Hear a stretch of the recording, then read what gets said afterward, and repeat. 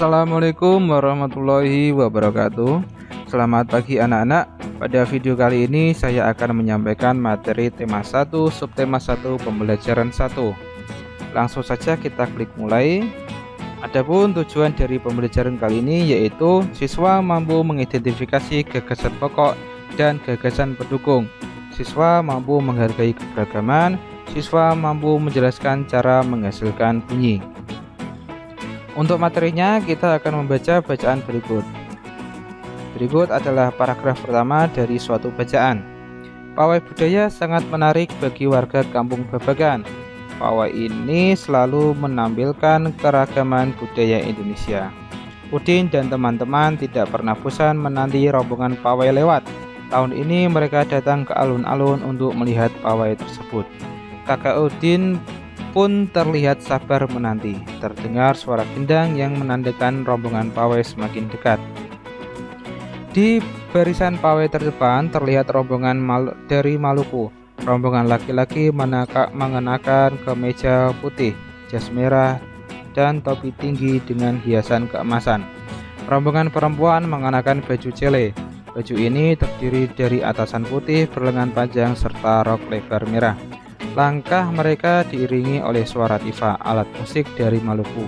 Bunyinya seperti gendang, namun bentuknya lebih ramping dan panjang.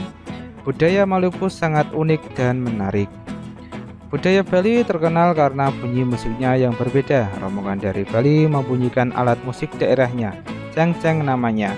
Alat ini berbentuk seperti dua keping simbal yang terbuat dari logam. Nyaring bunyinya ketika kedua keping ini dipadukan. Rombongan dari Bali diikuti oleh rombongan dari Toraja. Wanita Toraja memakai pakaian adat yang disebut baju poko. Rombongan laki-laki menggunakan pakaian adat yang disebut sepa talung buku. Rombongan Toraja membunyikan alat musik khas mereka, Pak Pompang namanya. Alat musik ini berupa suling bambu besar yang bentuknya seperti angklung. Unik bentuknya, unik pula bunyinya. Budaya Toraja sangat menarik untuk dipelajari. Udin dan teman-teman senang melihat pawai budaya. Selalu ada hal baru yang mereka perhatikan setiap tahun. Pakaian adat dari berbagai suku di Indonesia selalu menyenangkan untuk diamati. Benar kata Ibu Udin, kebudayaan Indonesia memang sangat beragam, kaya dan mengagumkan. Nah, silakan cermati paragraf berikut. Berikut adalah paragraf pertama dari bacaan tersebut. Apa yang dibicarakan pada paragraf di atas? Nah, paragraf di atas membicarakan tentang pawai budaya sangat menarik bagi kampung Babakan.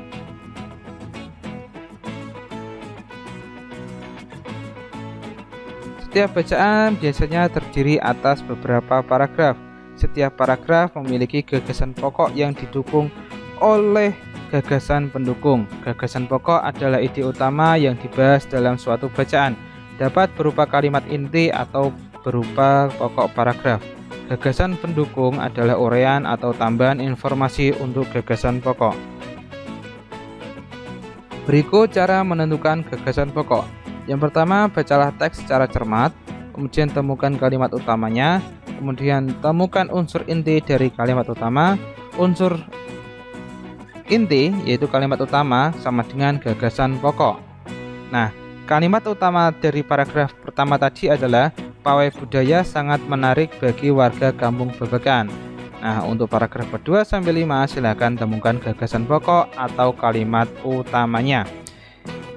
Indonesia adalah negara yang sangat beragam, mulai dari budaya, agama, rumah adat, makanan daerah, dan bahasa daerahnya. Sebagai warga negara yang baik, kita wajib menghargai keberagaman tersebut.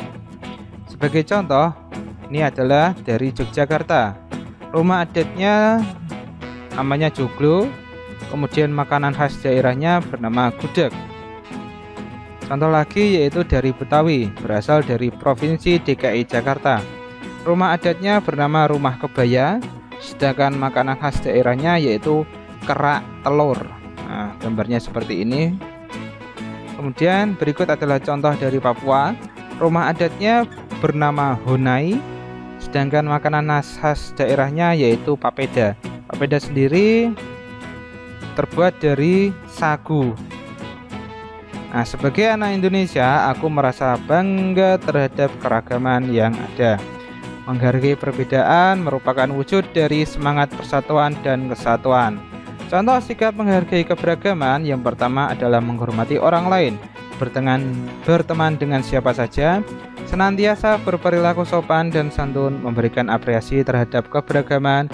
Yang kelima, cintai keberagaman dan yakin akan bermanfaat di kemudian hari. Nah, berikut adalah contoh menghargai keberagaman. Selain rumah adat dan makanan daerah, ada pula keanekaragaman alat musik daerah. Nah, yang pertama adalah angklung, berasal dari Jawa Barat, dimainkan dengan cara digoyangkan. Selanjutnya adalah tifa yang berasal dari Maluku, dimainkan dengan cara dipukul. Bentuknya seperti gendang namun lebih ramping dan panjang. Selanjutnya adalah kendang, berasal dari Jawa Tengah, dimainkan dengan cara dipukul. Selanjutnya adalah alat musik sasando. Nah, itu berikut gambarnya ini. Sasando berasal dari Nusa Tenggara Timur, dimainkan dengan cara dipetik. Selanjutnya adalah saluang. Saluang ini seperti seruling, berasal dari Sumatera Barat, dimainkan dengan cara ditiup. Alat-alat musik tersebut dapat menghasilkan bunyi. Hal ini terjadi karena alat musik tersebut menghasilkan getaran. Getaran merupakan sumber bunyi. Nah, jadi sumber bunyi itu berasal dari getaran. Bisa dari getaran suara, atau getaran kulit yang dipukul, atau getaran senar yang dipetik. Yang mana-mana itu sumber bunyi berasal dari getaran. Jika kita ingin menghasilkan bunyi yang keras, maka kita harus memperbanyak jumlah getaran dalam setiap detik. Jumlah getaran setiap detik disebut frekuensi. Jika frekuensi semakin besar, maka bunyi yang dihasilkan akan semakin keras. Nah, jika kita ingin menghasilkan bunyi yang keras, jadi kita harus memperbanyak getaran. Nah, tugasnya yaitu silakan kerjakan link soal berikut, atau kamu bisa men-scan QR code di sampingnya. Oke, demikian materi yang dapat saya sampaikan. Kurang lebihnya saya mohon maaf. Wassalamualaikum warahmatullahi wabarakatuh.